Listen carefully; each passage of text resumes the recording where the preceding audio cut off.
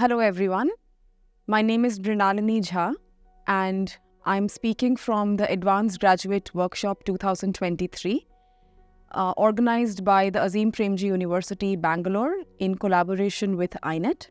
We have here Professor Farzana Afridi, who is professor at Indian Statistical Institute Delhi. She has been working extensively on several labor market problems with a special focus on female labor force participation. And we are very excited to have her as one of our speakers this year. I will largely be asking you questions about female labor force participation, and I will try to make them a bit more specific in the way I'm contextualizing them. So my first question is regarding rural female workers. We have been hearing this, we have been reading about this, that measurement of women work is a huge problem, especially in the rural context. And there is also there is also an ongoing debate which says that, well, it's not really a puzzle, especially in India or South Asia, that we see lower female labor force participation because we don't measure it well enough, right? Do you think that it's only measurement that explains the large chunk when it comes to rural female labor force? Or do you think there are other factors which should also be focused on in this debate? So thank you so much for having me, Mrinalini. It's a pleasure being here. And I'll start with making a categorical statement that measurement is not the only issue when it comes to women's labor force participation in India. So to begin with, we know that from the aggregate measures that we have, that women's labor force participation is higher in rural areas than it is in urban areas, right? So if we look at the NSS or the periodic labor force survey or any secondary data set that we have, women in rural areas are more likely to be engaging in productive work than women in urban areas. So given that, if we were to start thinking about measurement issues, I do agree that we are not there in terms of perfectly measuring women's labor force participation. Number one, because women often are self-employed, own account workers, and do not consider the work that they're doing as work, right?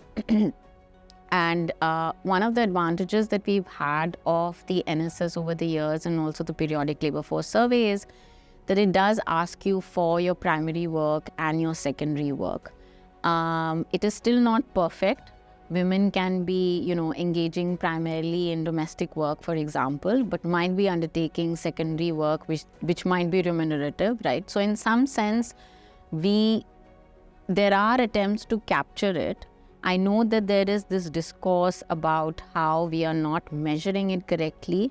But if we were to take that argument to the urban context, right, where there is less likelihood of women undertaking multiple activities, then we are not able to really explain why is it so much lower, the aggregate measure of women's labor force participation in urban areas as it is in rural areas, right? So in spite of the fact that there are multiple activities that women might be undertaking, or disregarding the work that they are undertaking, or not being educated enough to be able to recognize that the work that they're doing is remunerative, in spite of that, it is higher in rural areas, and it is and in urban areas it's significantly lower. So the narrative in terms of explaining why there might be mismeasurement more in rural areas is sort of hard for me to understand. Given that, I do agree that if we were to worry about measurement, and if we were to do a better job of it, we might see an improvement in the aggregate measure. But historically, if you look at comparable surveys, right, when it comes to other developing countries, for example, if you think of Bangladesh, or if you think of Nepal, or you think of Pakistan, in Bangladesh, the labor force participation rate of women is higher in terms of levels. Would we say that women are very different in Bangladesh, in rural Bangladesh, as opposed to rural Indian women? Probably not. Are they doing a better job of collecting the data in rural Bangladesh? I don't think so. So I think this is an exercise to sort of, circumvent the main issue, which is thinking about levels, right? There has been an argument about the decline, that some people don't believe that there was any decline and so on and so forth. Measurement changed, or the way the surveys were being administered, changed. And of course, we have shifted from the NSSS to the PLFS, and there are comparability issues and so on and so forth. But I think the fundamental question or the fundamental concern about the level remains. Even if we were to take into account measurement issues, we are not going to be anywhere near the capacity that we have for increasing women's labor force participation. So I was just looking at the World Bank data, for instance, right? If you look at the gap between China and India, just in terms of overall labor force participation, in India, the overall labor force participation, is between 40 to 50%. Which is in a sense shocking, right? Which means that half of our productive labor force, potentially productive labor force, is not engaged in the labor market at all. And this gap is being essentially, or this low level is being driven by women, because if you have 30% or 40% of women not in the labor force, which means a huge chunk of your productive population is not working.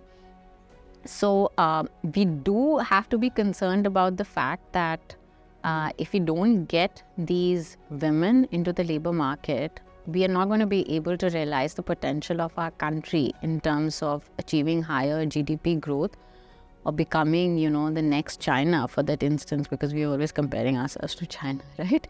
So I would say that we should not try to circumvent this issue by talking about measurement. Measurement is a concern, but the fundamental issue is that even if we were to account for measurement, it's still lower than what it can be and should be in terms of getting women out of the homes and getting them into productive work.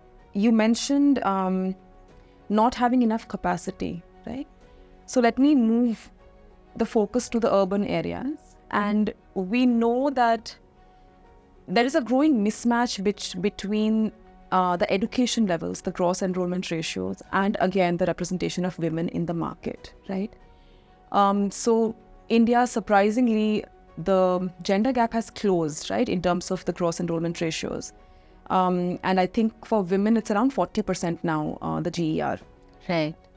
Which tends to tell us that mobility per se is not really an issue, because we're not talking about school-going females. We're talking about secondary education. Right?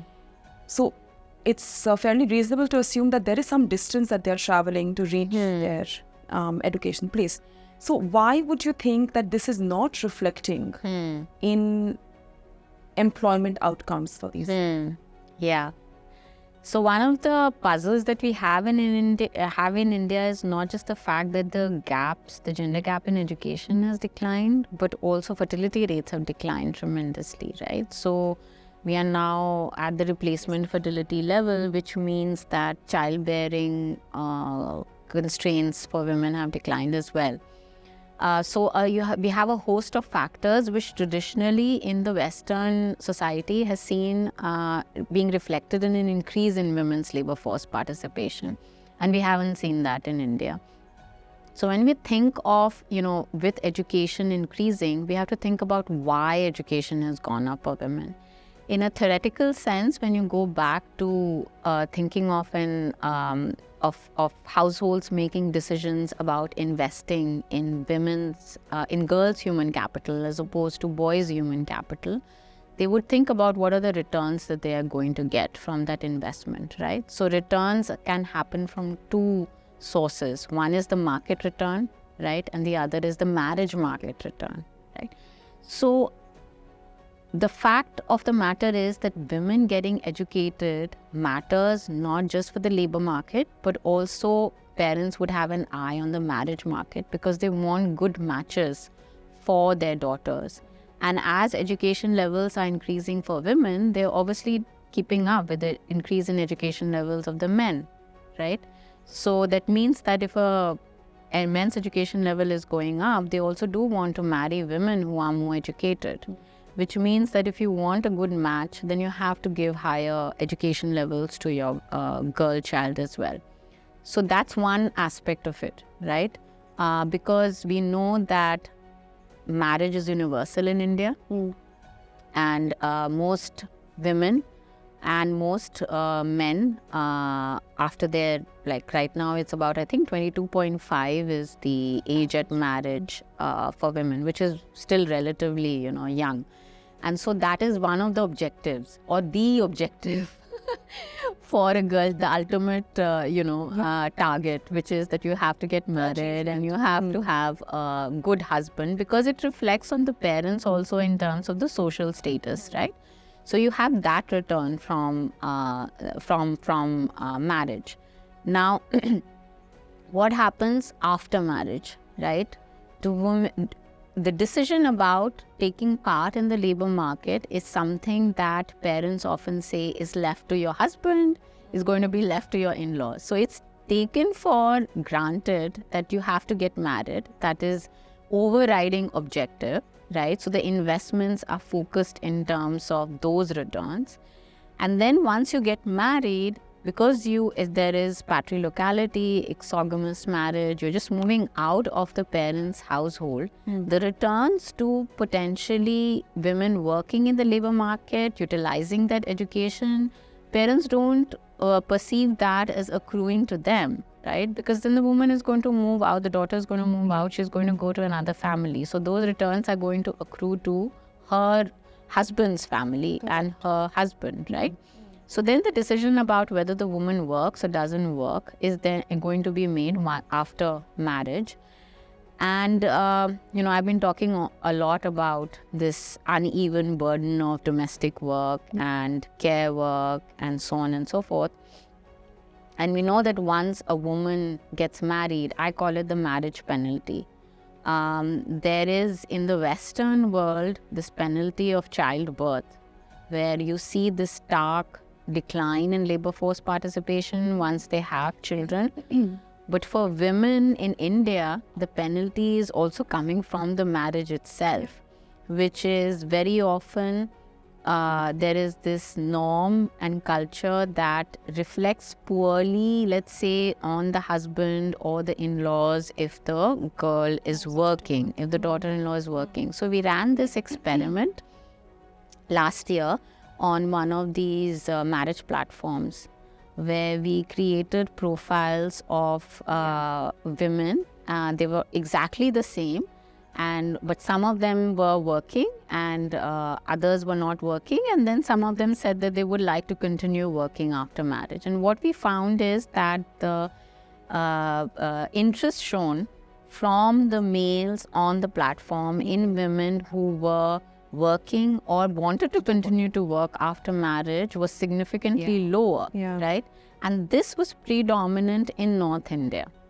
And we see that amongst also, there is this divide between the North and the South again, because the cultural norms and so on vary. So there is this, and women are also being preferred if they are working in occupations in which there is greater flexibility, in the sense of, jobs where you're not going to be 8 hours at work, you're not going to be traveling, where you can manage essentially domestic work along with your market work, so to speak, right?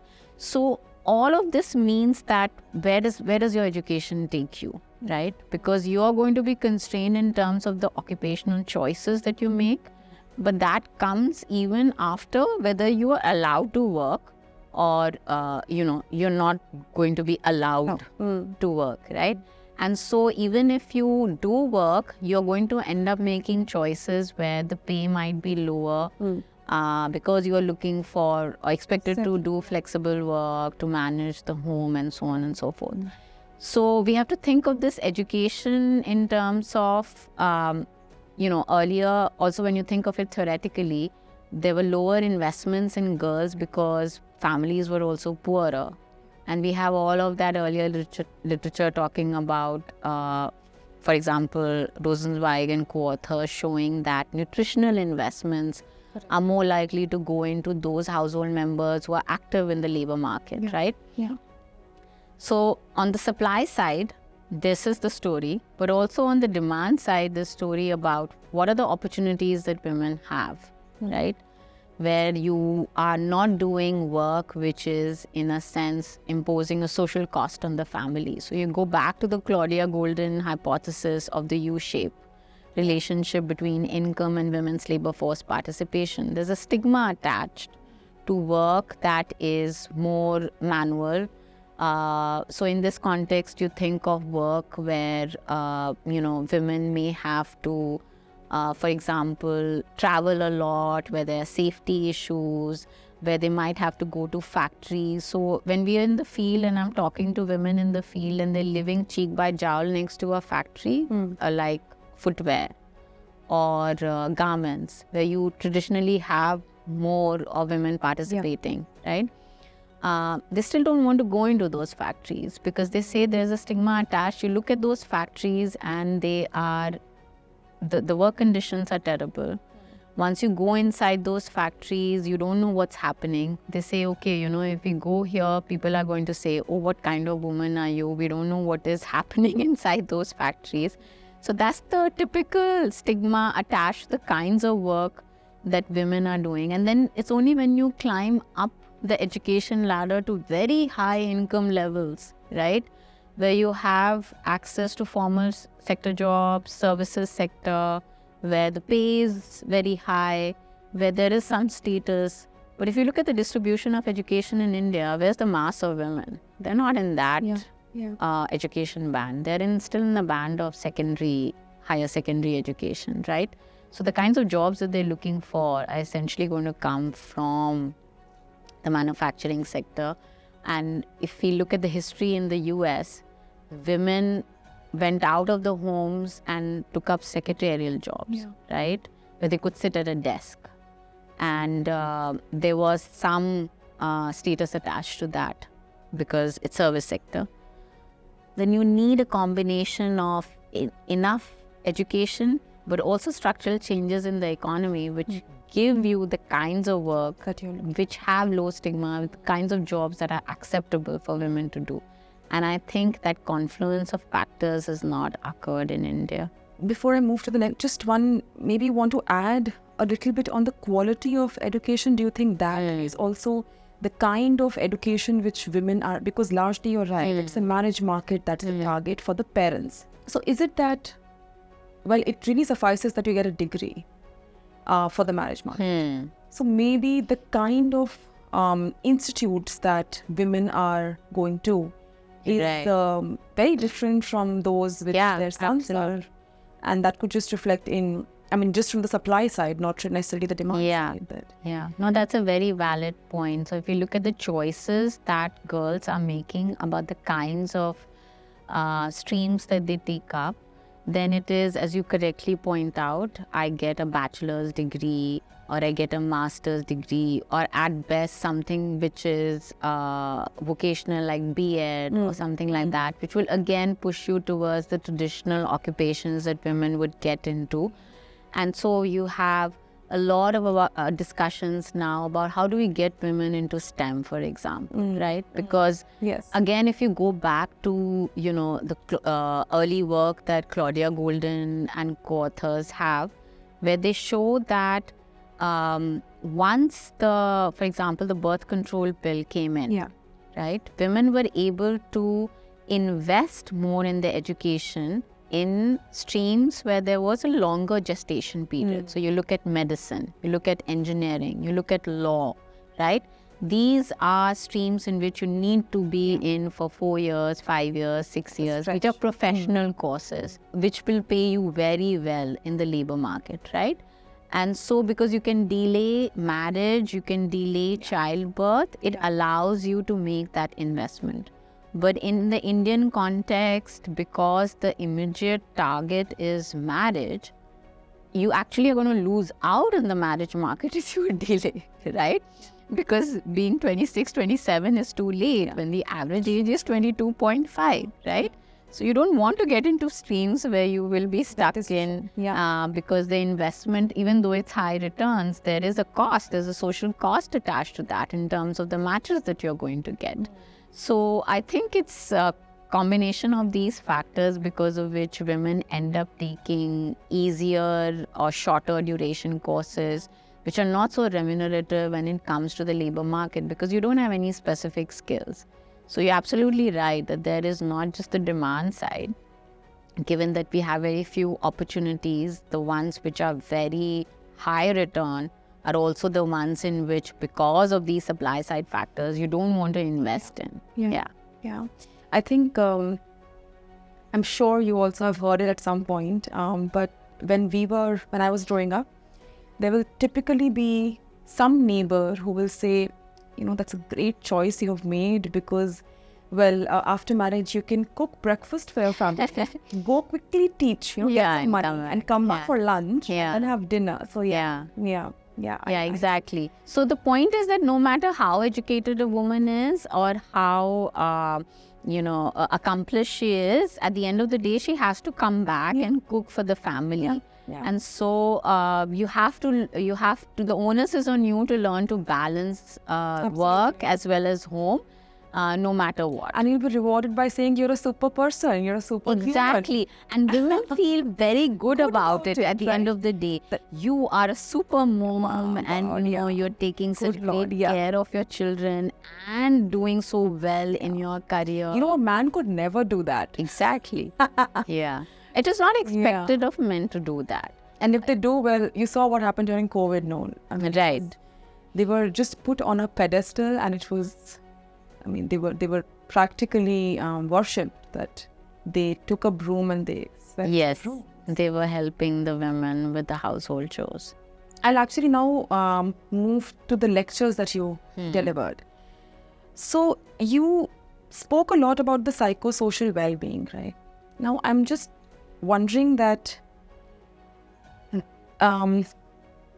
you also actually mentioned about what are your thoughts on putting value to housework, which can then get reflected in GDP. And it actually resonated very well with most of the audience in our room, who all said that yes, we don't want. That's an added reason for women to stay at home, right? And there can be people with differing opinions, but I do feel that yes, women should be encouraged to move out. Now, tell me, when it comes to their mental health, do you think which is better? Because one at one extreme we have women who are staying in and going through all of that. Maybe I'm not doing the house chores well enough. Is it that I should be stepping out? But if I step out, what will my family say and so forth?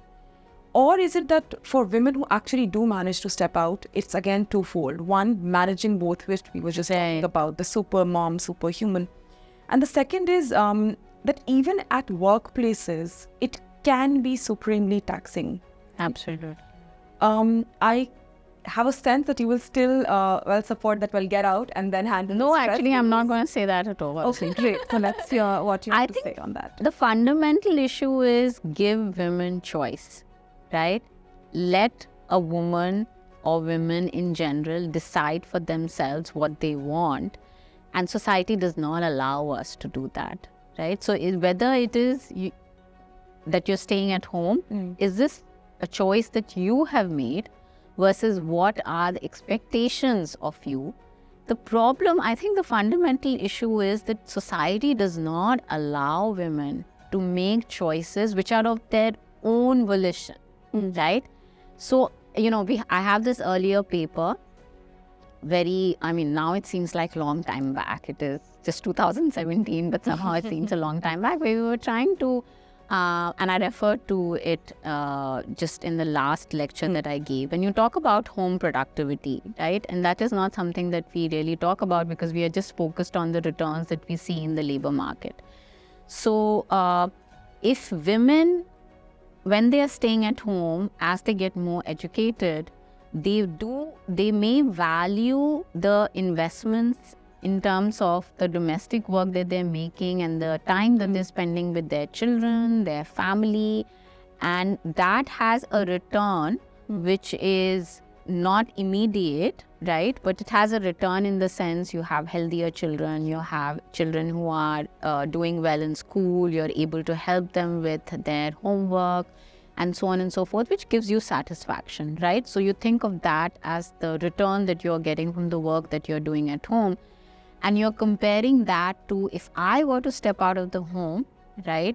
And this is how much is the wage that I would get depending upon what work opportunities I have. And I'm going to weigh these two things, which is what we do as economists, right? So we look at the marginal returns from one outcome or one choice that you're making as opposed to the returns that you would get from another one. And if it is the case that the returns from staying at home are higher, right, then you're just going to stay at home, which is a very rational decision that you're making, right? So in this paper, that what we were saying is that it could be a very rational response that women are dropping out of the labor force because they don't see enough return or value to stepping out of the home. So if I could say that this is a decision that women are making, it is not an irrational decision. Why should it be the case that women must step out of the house if the kinds of work that they're getting is not something that is high enough return, either pecuniary returns, monetary returns, or psychosocial well-being returns, right? So as you correctly pointed out, there is stress related to work as well. So even if I didn't have any domestic work to do, if I have to be in the field, or I have to be toiling in some factory, or I have to be doing any work which is unpleasant, should I do it just because, I need to get out of the house? I should be out of the house. So if women, so that's why I'm saying at the end of the day, it is all about choices that women are allowed to make. And it is very contextual, depending upon what is your income level, what is your education level, how do you value the time that you spend at home versus the value of the time that you spend outside the home. It's a very personal decision. Men also have to conform to social norms. Expectations, then men are the breadwinner. And so they have to step out of the home. And so when we look at the labor force participation rates of men, it is near universal, right? It's near 100%. Because people are going to say, hey, you're a man and you're sitting at home and you're not working. So is society allowing men then to make that decision? Obviously, it's very hard in a context where we don't have any social security. We are a low-income country. We do not have transfers coming from the government which support instances where you don't have any sources of income. And so in such cases, you don't have choice. Right? You perforce, you have to support your family, so you have to step out and do whatever work is available.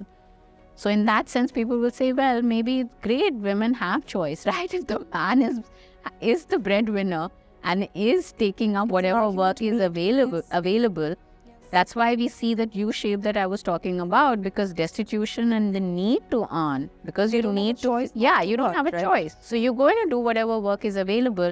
And this is exactly the Claudia Golden hypothesis also, which is that as your income goes up, you have the choice of the kind of work that you want to do, and you choose not to work. So you're voluntarily withdrawing from the labor market. And when the kinds of work that you're willing to do and make you happy and you have high enough returns, you step out of the home, right? So it's absolutely fine to do that. So I would not say, as long as those choices are available, what choice you make is yours to make and not imposed by society, then that is what we want, right? And maybe economics is not the best discipline to explain or to actually test that whether that choice was that person. It's a super difficult thing to track or to isolate, right? Yeah. And I have so many questions. I completely agree that yes, choice is imperative, like it's critical. There's nothing without it. But so many follow-up questions come up, right? That, well, how do you know it is that person's choice and not something very integral to that family itself, which she has been raised in? Yeah. Because, of course, all our choices have been made in the setup that we have grown in. I understand the point that you're trying to make, which is very often we internalize these the expectations and the norms that we grew up in, right? And it's very difficult to sort of separate out what your intrinsic desires are from those internalized norms that you have. So very often those are the ones, the norms are speaking through you.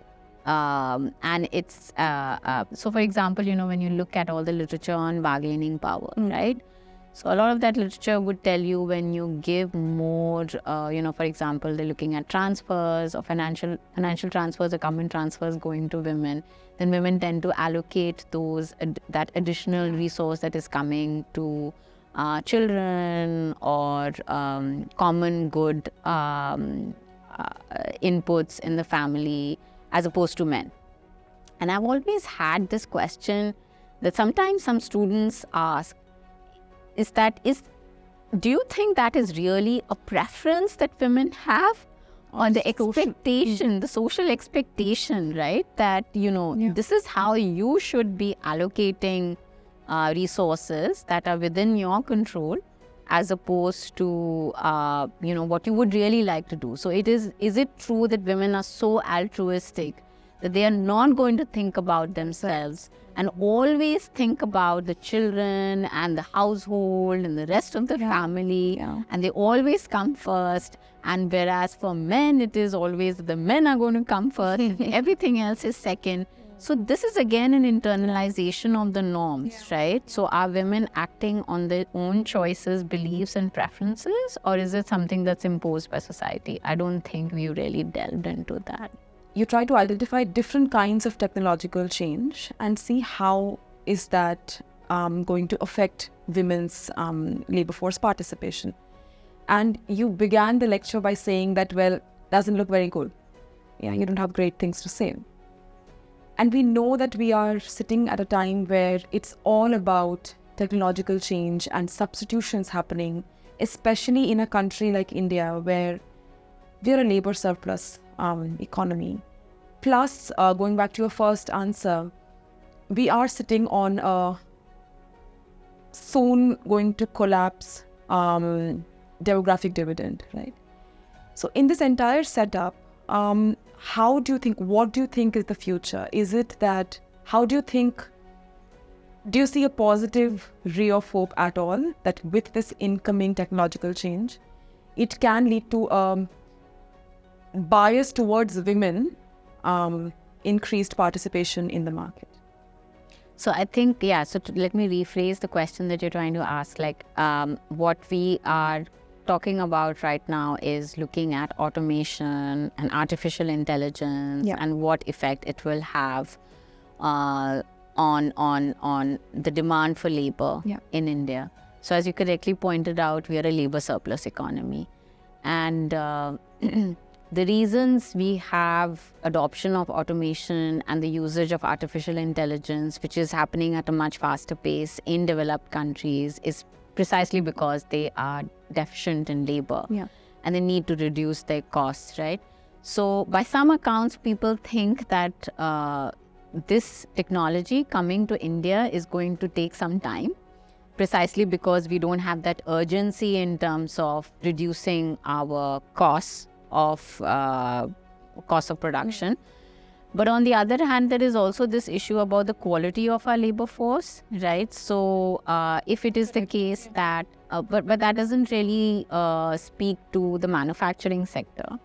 It doesn't speak also to the agricultural sector. It speaks to the services sector, where there is the scope of substituting humans with machines. And of course in manufacturing it is to some extent, but that is not something to do with artificial intelligence. That has been happening over time, where we have more of mechanization, but we do need labor to operate those machines. So we need a different set of skills for people to be able to use those machines, as opposed to doing everything manually. So I think the discussion that we had in the lecture was the concerns about how artificial intelligence, the data that are used to generate the artificial intelligence itself is biased, right? Because our data typically do not have gendered perspectives or do not take into account minority experiences, experiences of marginalized communities.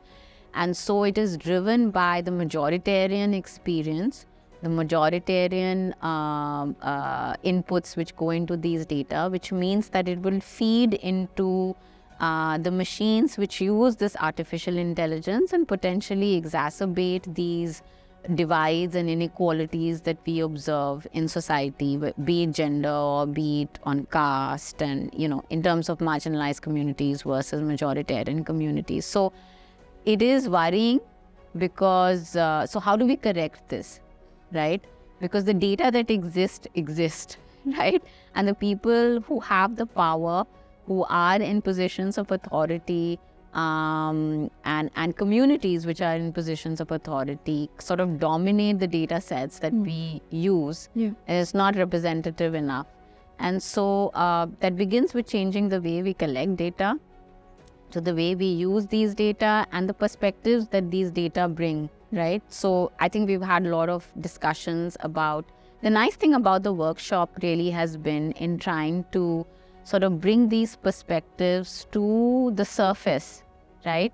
Which is move away from traditional ways of thinking, what the mainstream publications or media is telling you, but dig a little bit deeper into thinking about, is this representative enough? Are there other voices that you need to listen to? How do we bring those voices to the surface? And I think the same thing is about, this new technology of artificial intelligence. So for example, people are scraping data from Twitter, which sort of feeds into, all of these big companies, Google and so on, using that in order to train these machines using this artificial intelligence. Now, who is on Twitter? Who has access to these devices? Who is active on it? All of those questions we are not asking, because that leads us to the very scary proposition that we are going to have highly unequal societies if we, base everything in the future on these data. That actually brings us to the end of this conversation.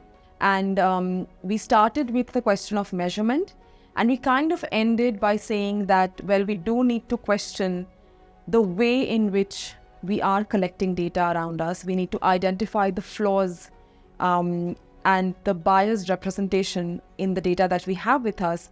And that really holds not just for the upcoming technological change, the ongoing technological change, especially as empirical economists, I would say. So thank you very much, Farzana. Thank you so much. And thank you, everyone.